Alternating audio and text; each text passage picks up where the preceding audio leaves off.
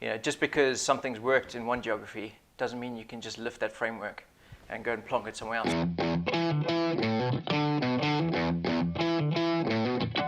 Rob McPherson, thanks so much for coming in. Pleasure. For people at home who don't know, a little bit of brief background about you and what you've done. So yeah, I mean, you can tell from my accent, I'm not exactly from England. I grew up in Zimbabwe. My old man was a gold miner. And then, oddly enough, I decided to have a go at professional cycling, where it turns out I was a pretty medium-sized fish in a very small pond. Yeah. So my interpretation of my ability was a bit distorted. Straight to the Tour de France? Yeah, so basically I went to South Africa to do a few races there and thought, if I'm going to do it, let's do it properly. I managed to basically convince a pretty big Division 1, almost like an amateur feeder team, into the pros that I should be in their team. Nice. Which didn't deserve to be in the slightest. A whole bunch there, had an agreement with the Irish national team, actually. Ah. So there was Mark Scanlon in there. He was former world junior champion. Nicholas Roach, who, if you're a cycling fan now, I think he's done like 14 Tours de France now. Crazy. Or something like that. So, yeah, I went there and got my ass kicked for nice. For a season solid. And then manager gave me a bit of a life lesson.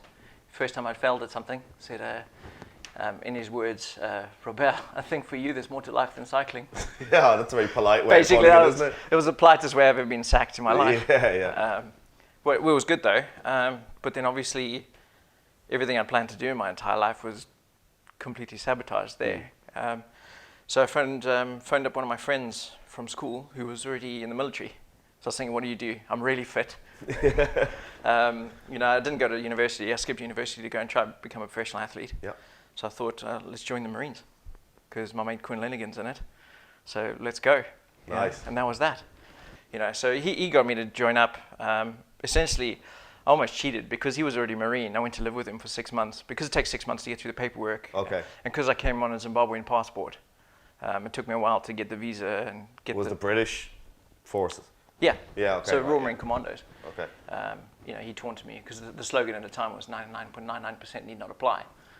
So come on, I'll have a piece of that. Yeah. I like those odds. Yeah. So something that one of the reasons we could basically talk about anything today, right? But one of the things that's quite obvious is you've been to so many different regions, and you've been deployed different places, and even in your private life you've been to many different places for work.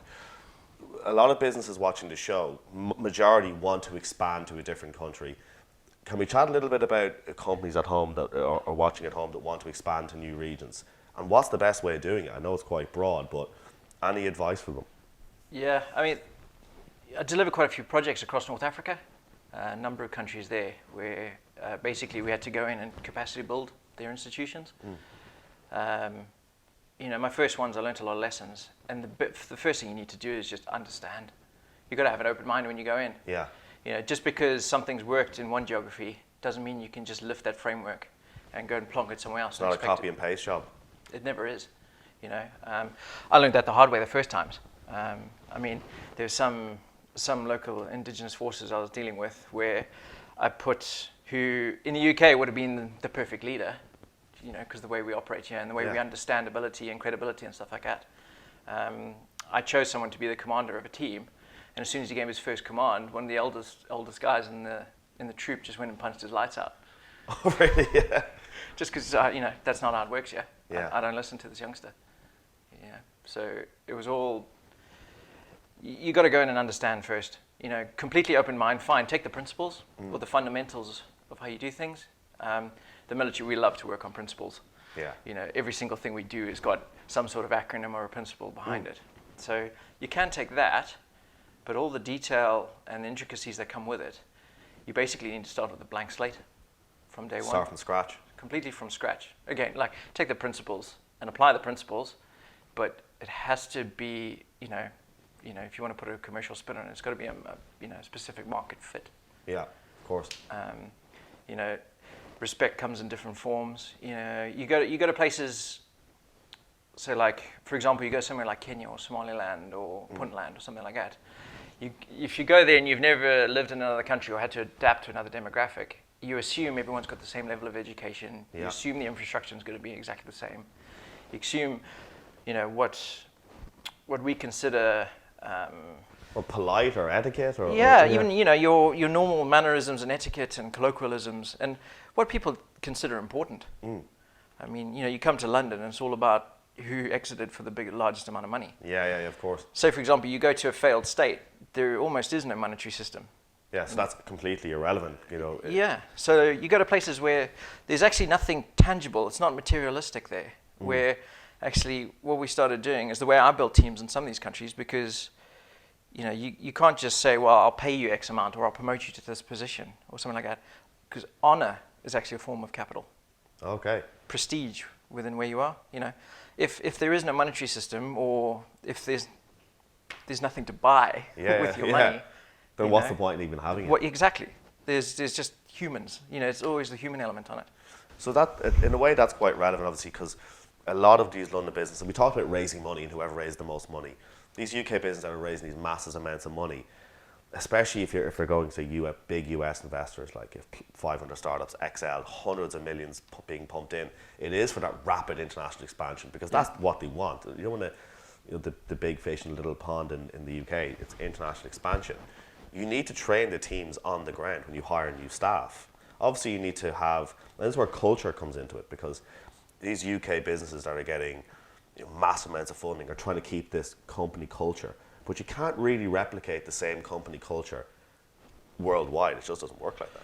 No, like we were saying earlier, I can understand why they want to do it, because it's efficient, because you've spent all your time building up the system locally that works, and then it's just you get massive efficiency if you can just multiply it or scale it. Yeah.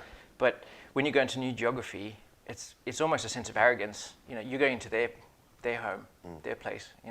They don't adapt to you; you adapt to them. You don't expect a country to evolve to what you're trying to sell or what you're trying to market. So you have to understand the intricacies and the differences and the cultural aspects of where you go. If you don't understand it, you're asking for failure in the first place. Something you sell here or consider respectful here may be a complete and utter offense, completely offensive in another country. If you haven't done your homework, you'll never know that, and then you're going to fail immediately. So here's a question, just before we wrap up. Businesses that are watching that want to expand to different regions that they're maybe not familiar with, is it a right mix of sending, say, an employee on the ground and then hiring an employee there? But who leads the reins and who takes control? What's your advice around that, just before we wrap up? Yeah, I mean, it's not a binary answer, in terms of, so I do exactly that. Go in, send someone in who understands the system that you're coming from. All right, but then also I always find someone local, and I always find them early as well. Even give them a couple of months before you even attempt to break into their geography. Okay. Because they get to learn what you're trying to do, and then they get to develop a roadmap on how they're going to bring it into their culture. Makes sense. So it's accepted, and then someone that's grown up in that area will always understand it better than you ever will. Of course. I've must have gone into 20 countries now. Professionally. On a personal level, I've lived in about 4 or 5 now.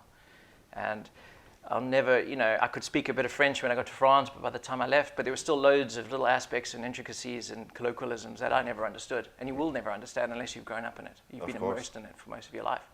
I came to England, joined the military here. So obviously, I had a catalyzed sort of introduction to UK, but I'll never get it like an English person will.